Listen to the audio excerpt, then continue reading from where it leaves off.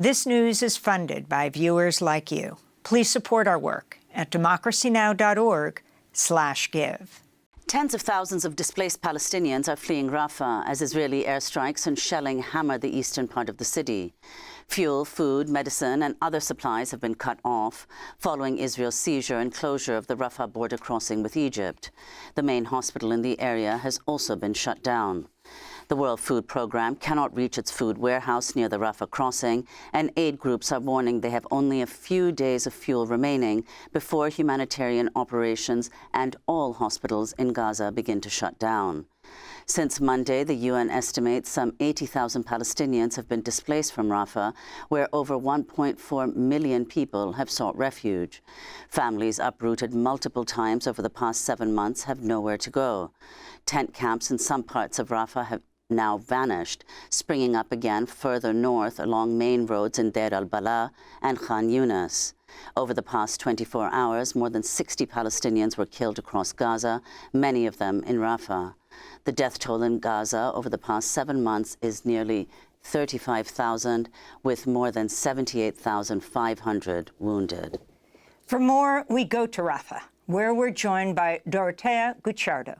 She's the Director of Development of Glia Project, currently on a medical mission in Gaza, joining us via video stream instead of a live shot outside the Kuwaiti hospital in Rafah, because there's bombing and gunfire in the area, making it dangerous to move. We thank you so much, Dorotea, for joining us.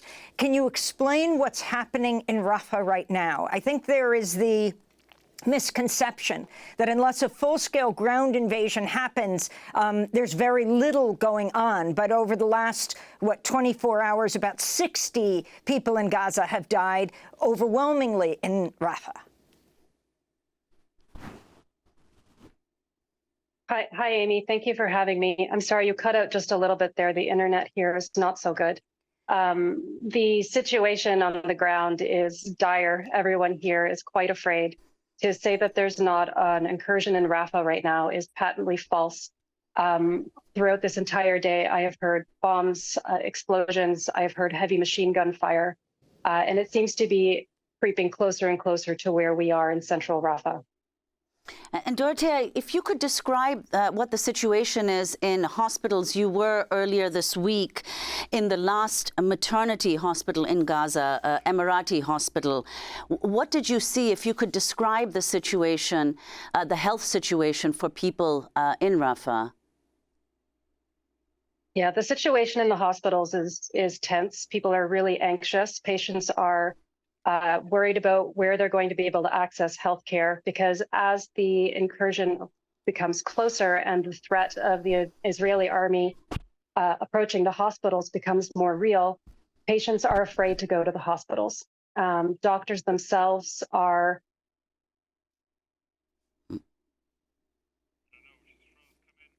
Dorotea Gucciardo has aren't. Go ahead, Sorry. Dorotea. Occasionally you freeze, but just keep going. I mean, this is incredible that we're able to speak to you there. Right, thank you. The healthcare providers are afraid to come into work. They are moving their families from East Rafah to West Rafah to the coast. So access to healthcare providers is lessening as the threat of invasion looms. 20 years of blockade in the Gaza Strip means that the healthcare sector was already low resource. This is exacerbated by this depraved war that Palestinians have been living through for the past 7 months. And what are the medical supplies that people are working with? I mean, we've just heard that there's very little fuel remaining, and there isn't much time before all hospitals in Gaza, of course, including in Rafah, begin to shut down. And I assume the situation in Rafah is worse. If you could explain what you know of what's happening in hospitals elsewhere and what the threats to hospitals in Rafah in particular are now. For how long can they continue to operate even minimally? Even minimally, if no fuel comes in, we're looking at a maximum of 3 days.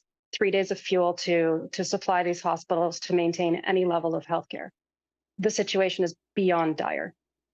There are ongoing plans to try to bring Nasser Hospital back into working condition. You'll recall that Nasser was besieged by the Israelis a few times. This is where the mass graves were uncovered. It is not ready yet.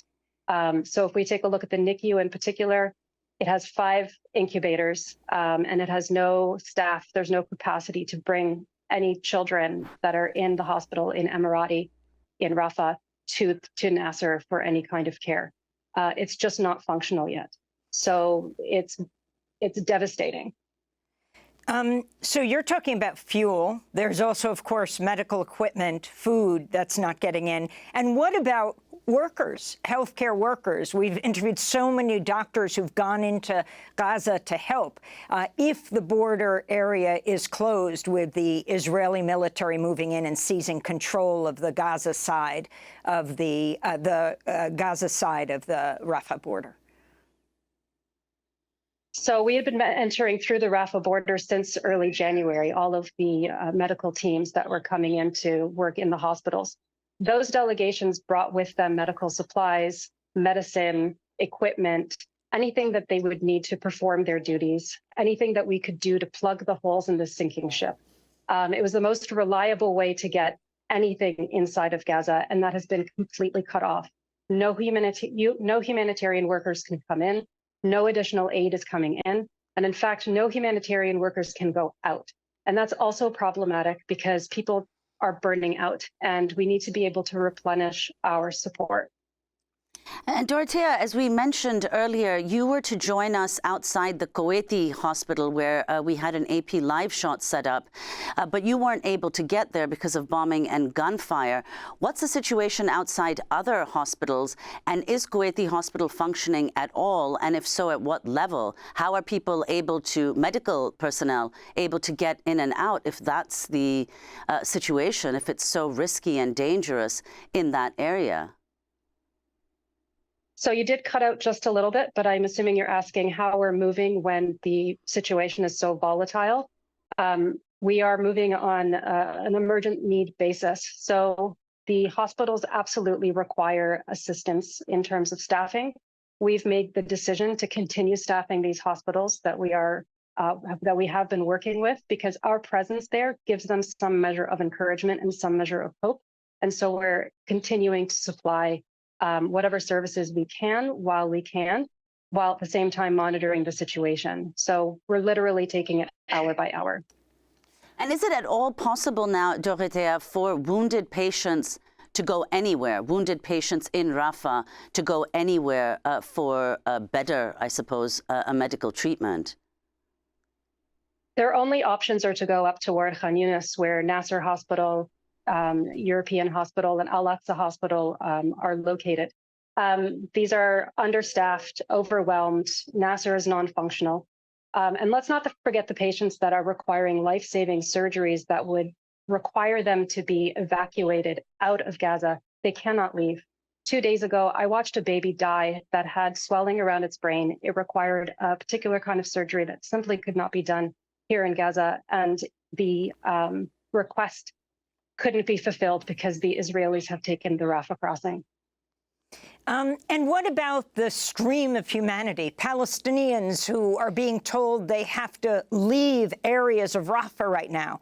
Where are they going? Do you see people on the move for what, the first, the second, the third, the fourth time, as they already came to Rafah and are already displaced? Sorry, you cut out just a little bit there. Yes, we're seeing a mass displacement of people. This is a population that has been, on average, displaced at least 3 times. And to my knowledge, that's the first time this has ever happened in any area of the world. The people in East Rafah are trying to move, but do consider that many of them can't afford it. With fuel being so expensive, it's difficult for them to afford a vehicle to even bring their belongings. So you're seeing some in donkey carts. You're seeing people moving with things in hand because they just have no other way of shifting from where they are into a supposed safe zone, because let's make it very clear, there is no safe zone in Gaza. Every single area of Gaza is subject to attack. Democracy Now! Is funded by viewers like you. Please give today at democracynow.org/give.